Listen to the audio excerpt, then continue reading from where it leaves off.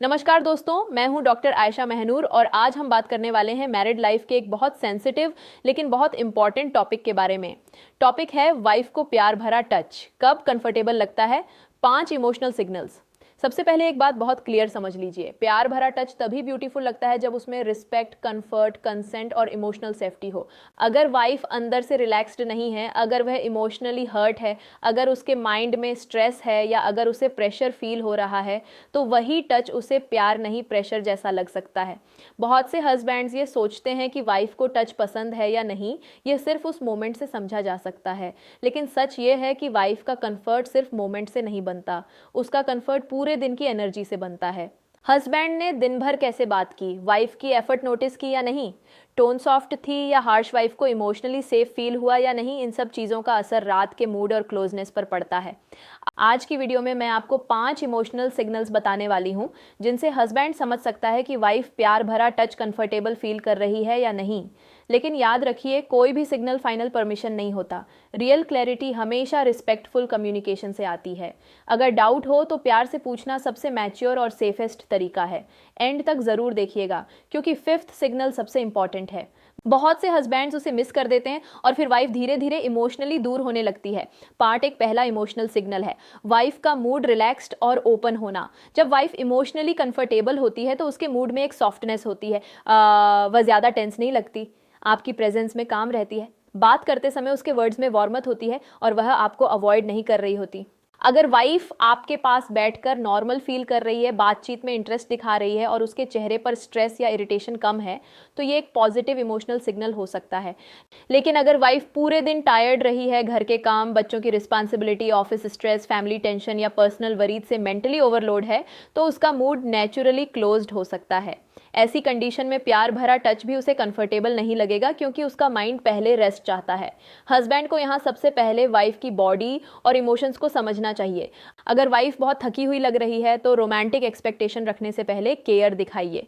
आप कह सकते हैं, तुम आज बहुत टायर्ड लग रही हो, पहले आराम कर लो। यह लाइन वाइफ को बहुत सेफ फील करवा सकती है। याद रखिए, वाइफ के लिए कंफर्ट का पहला स्टेप है रिलैक्सेशन। जब उसका माइंड काम होता है, जब उसे लगता है कि हस्बैंड सिर्फ अपनी एक्सपेक्टेशन नहीं देख रहा बल्कि मेरी कंडीशन भी समझ रहा है, तब वह नेचुरली सॉफ्ट फील कर सकती है। दूसरा इमोशनल सिग्नल है वाइफ आपकी प्रेजेंस से दूर नहीं भाग रही। अगर वाइफ आपके पास बैठने में कंफर्टेबल है, आपके साथ नॉर्मल कन्वर्सेशन कर रही है, आपकी बातों पर रिस्पांस दे रही है और आपके आसपास रहने में ऑनवर्ड फील नहीं कर रही, तो ये संकेत हो सकता है कि वह इमोशनली सेफ फील कर रही है। लेकिन अगर वाइफ बार बार डिस्टेंस बना रही है, बात अवॉइड कर रही है, जल्दी सोने की कोशिश कर रही है, फ़ोन में बिजी होकर एस्केप कर रही है या आपके पास आते ही उसका मूड हैवी हो रहा है, तो ये सिग्नल हो सकता है कि वह उस मोमेंट में कंफर्टेबल नहीं है। इस कंडीशन में हस्बैंड को एफ नहीं करना चाहिए। डिस्टेंस को एटीट्यूड समझकर रिएक्ट मत कीजिए। सॉफ्टली पूछिए, तुम थोड़ी क्वाइट लग रही हो, सब ठीक है, या क्या मैंने कुछ ऐसा किया जिससे तुम्हें हर्ट हुआ।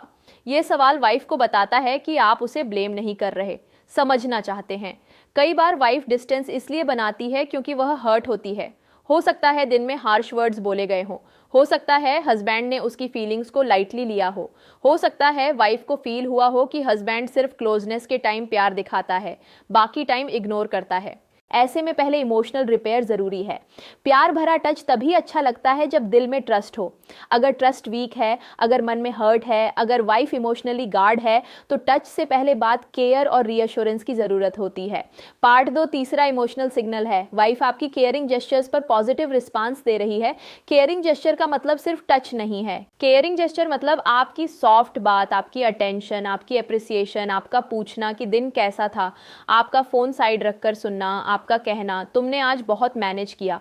अगर वाइफ इन छोटी केयरिंग बातों पर नेचुरली स्माइल करती है, खुलकर जवाब देती है या उसका मूड थोड़ा हल्का होता है, तो ये बताता है कि वह इमोशनल वार्म ऑपथ रिसीव कर रही है। लेकिन अगर वाइफ आपकी स्वीट बातों पर भी कोल्ड रिस्पांस दे रही है, शॉर्ट आंसर्स दे रही है या उसे आपकी केयर फेक लग रही है, तो इसका मतलब हो सकता है कि उसे कंसिस्टेंसी की कमी फील हो रही है। बहुत सी वाइफ्स ये जल्दी समझ जाती हैं कि हस्बैंड की केयर जेन्युइन है या सिर्फ किसी एक्सपेक्टेशन के लिए है। अगर हस्बैंड दिन भर कोल्ड रहे और रात को अचानक बहुत स्वीट बन जाए, तो वाइफ के मन में डाउट आ सकता है। उसे लग सकता है कि यह प्यार नहीं सिर्फ मूड बनाने की कोशिश है। इसलिए प्यार भरा टच कंफर्टेबल बनाने के लिए हस्बैंड को पूरे दिन रिस्पेक्टफुल और केयरिंग रहना चाहिए। वाइफ को यह फील होना चाहिए कि हस्बैंड की सॉफ्टनेस सिर्फ सिलेक्टेड मोमेंट्स के लिए नहीं है, वह जेन्युइनली मेरी फीलिंग्स की केयर करता है। एक छोटी अप्रिसिएशन बहुत बड़ा फर्क ला सकती है। जैसे आज तुमने बहुत संभाला, मैंने नोटिस किया तुम टायर्ड हो, तुम मेरे लिए इंपॉर्टेंट हो। ये वर्ड्स वाइफ के अंदर इमोशनल सेफ्टी बनाते हैं, और जब इमोशनल सेफ्टी बनती है तब वाइफ नेचुरली कंफर्ट फील कर सकती है। चौथा इमोशनल सिग्नल है, वाइफ की बॉडी लैंग्वेज रिलैक्स्ड है, टेंस नहीं। बॉडी लैंग्वेज बहुत कुछ बताती है। अगर वाइफ आपकी प्रेजेंस में रिलैक्स्ड है, उसके शोल्डर्स टाइट नहीं है, वह बार बार दूर नहीं हट रही, उसकी वॉइस कालम है और वह बातचीत में प्रेजेंट है, तो ये पॉजिटिव साइन हो सकता है कि वह कंफर्टेबल फील कर रही है। लेकिन अगर वाइफ स्टिफ लग रही है, आंखें अवॉइड कर रही है, चुप हो गई है या सिर्फ मजबूरी में नॉर्मल बिहेव कर रही है, तो हस्बैंड को तुरंत सेंसिटिव हो जाना चाहिए। ऐसे मोमेंट में आगे बढ़ने के बजाय पॉज करना बेहतर है। यहाँ एक बहुत इंपॉर्टेंट बात है, वाइफ की साइलेंस को यस मत समझिए। साइलेंस हमेशा कंफर्ट का सिग्नल नहीं होती। कई बार साइलेंस डर, हेजिटेशन, कंफ्यूजन, टायर्डनेस या प्रेशर की वजह से होती है। इसलिए हस्बैंड को वाइफ की बॉडी लैंग्वेज के साथ कम्युनिकेशन भी रखनी चाहिए।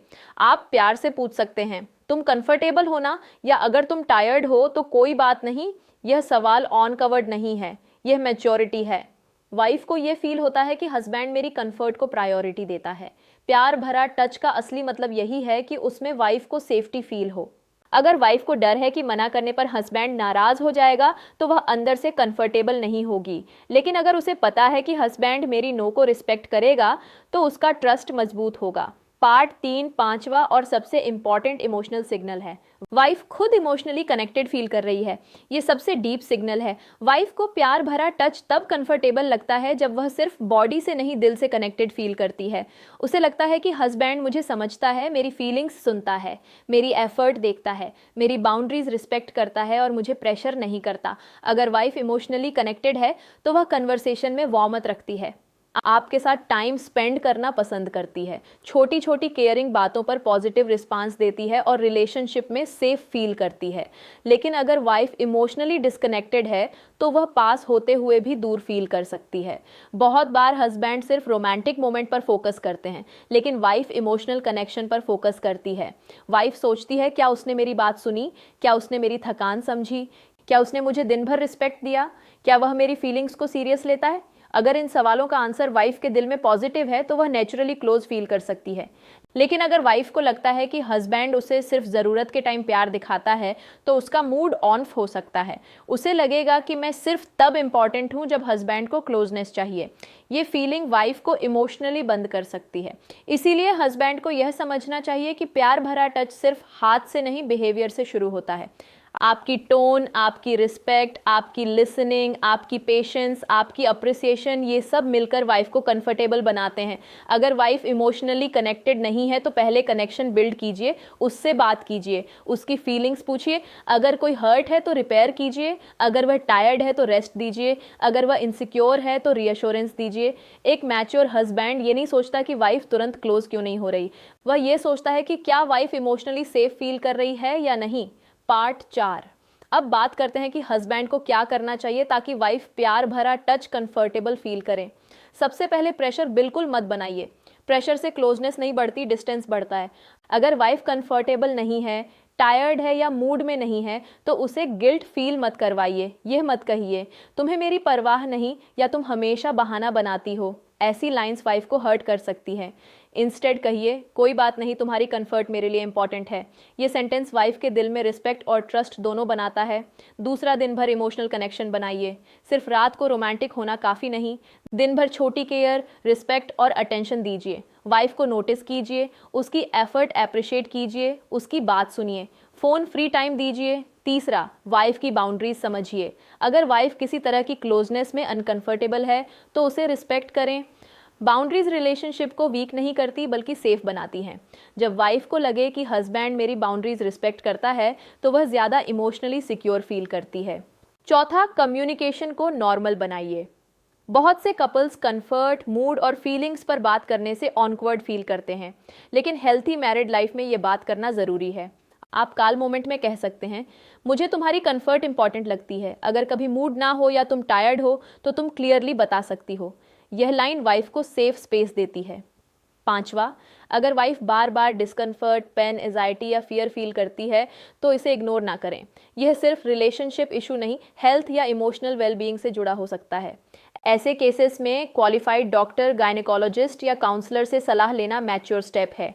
और वाइब्स के लिए भी एक बात ज़रूरी है, अगर आप कंफर्टेबल नहीं हैं, मूड नहीं है, टायर्ड हैं या इमोशनली हर्ट हैं तो साइलेंस में रहने के बजाय काम वर्ड्स में एक्सप्रेस करें। जैसे आज मैं बहुत टायर्ड हूँ, मुझे पहले बात करनी है, मुझे थोड़ा इमोशनल कंफर्ट चाहिए। क्लियर कम्युनिकेशन हस्बैंड को बेटर समझने में हेल्प करती है। हेल्थी मैरिड लाइफ में दोनों की रिस्पॉन्सिबिलिटी है। हस्बैंड को वाइफ की कंफर्ट और कंसेंट समझनी चाहिए, वाइफ को अपनी फीलिंग्स रिस्पेक्टफुली एक्सप्रेस करनी चाहिए। जब दोनों पार्टनर्स ऑनेस्ट और रिस्पेक्टफुल होते हैं तभी रिलेशनशिप में क्लोजनेस सेफ और ब्यूटीफुल बनती है। तो दोस्तों, वाइफ को प्यार भरा टच कब कंफर्टेबल लगता है? पहला, जब उसका मूड रिलैक्स्ड और ओपन होता है। दूसरा, जब वह हस्बैंड की प्रेजेंस से दूर नहीं भाग रही होती। तीसरा, जब वह केयरिंग जेस्चर्स पर पॉजिटिव रिस्पांस देती है।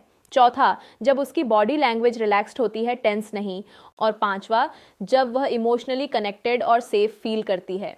लेकिन याद रखिए, कोई भी सिग्नल फाइनल परमिशन नहीं होता। रियल क्लैरिटी हमेशा रिस्पेक्टफुल कम्युनिकेशन से आती है।